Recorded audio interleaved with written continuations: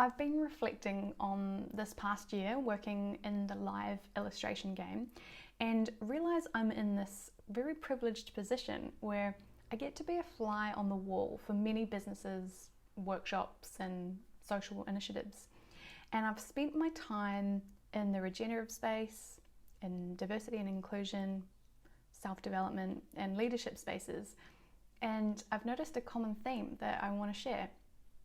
And if I pose this theme as a design thinking question, it's this: how might we create an environment for what we want to thrive? And the key words here are environment and what we want. And here's what I mean. Let's go macro for a sec and then I'll bring it down to what it means in the micro.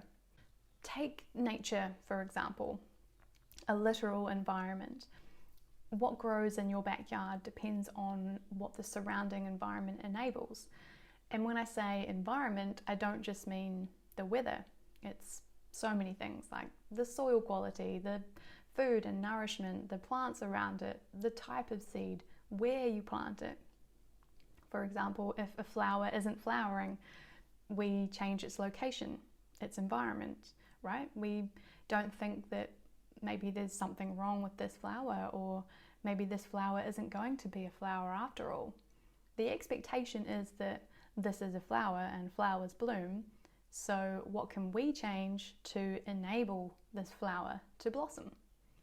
How can we create the environment for it to do its thing?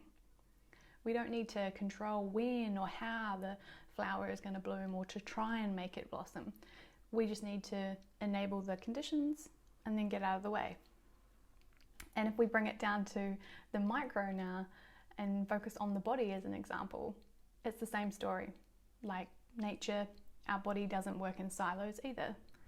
It's again that ecosystem thinking where the body is designed to thrive. If we create the right environment, provide the right conditions, then the body can tick along nicely. And that might look like meeting our physical needs, our Maslow's, meeting our emotional needs, our spiritual needs.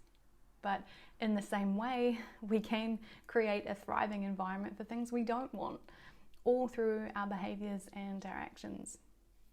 So it begs the question, what does your body need to thrive the way that you want it to? How can you create an environment for your body that is healing and nurturing or balanced? And I think it's the same for our communities, our workplace cultures, and society in general. How can we create an environment where our community enables itself to thrive?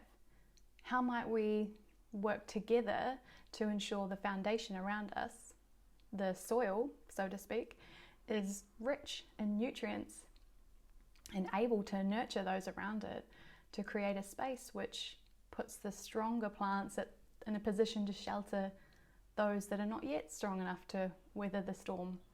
It's that age-old question, what would nature do? I love how trees share nutrients and information with each other via their underground root system, or how plants just use what they need. And when they have excess amounts of nutrients, instead of hoarding it or using it to compete with others, they share it with the plants around them. Imagine if we had a society that did that, that truly mimicked nature.